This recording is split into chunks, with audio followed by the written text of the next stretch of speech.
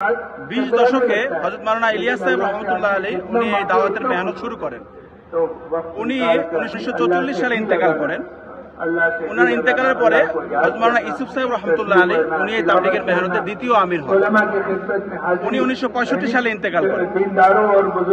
উনার পরে তাবলীগের শেষ আমির হযরত মাওলানা এনামুল হাসান সাহেব রহমতুল্লাহ আলাইহি উনি আমির নিযুক্ত হন এবং উনি 1995 সালে ইন্তেকাল করেন।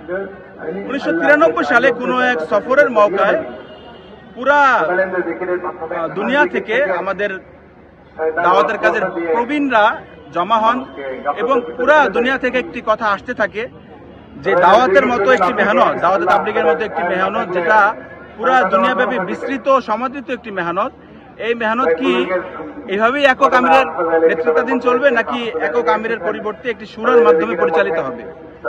তো সব মুরব্বীরা একমত হয়ে আমাদের একটি সিদ্ধান্ত গৃহীত হয় যে এখন থেকে এই মেহনত একক আমিরের পরিবর্তে একটি শুরার মাধ্যমে, আপনাদের ভাষায় যেটাকে আমরা একটা জামাত বলতে পারি বা কমিটি বলতে পারি, একটি শুরার মাধ্যমে পরিচালিত হবে।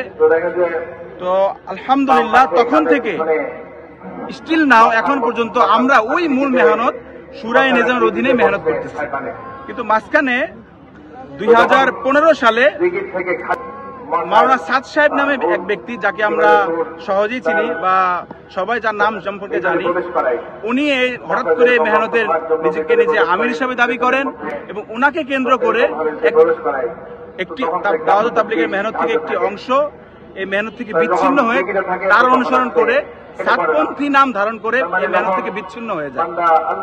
তো ওনারা এক ব্যক্তিকে মানে যার নাম মাওলানা সাদ, এর কারণে আমরা বলতে পারি তারা সাতপন্থী, কিন্তু আমরা কোনো ব্যক্তিকে এককভাবে মানি না, যার কারণে ওই ব্যক্তির নামে আমাদের নামকরণ করতে পারি।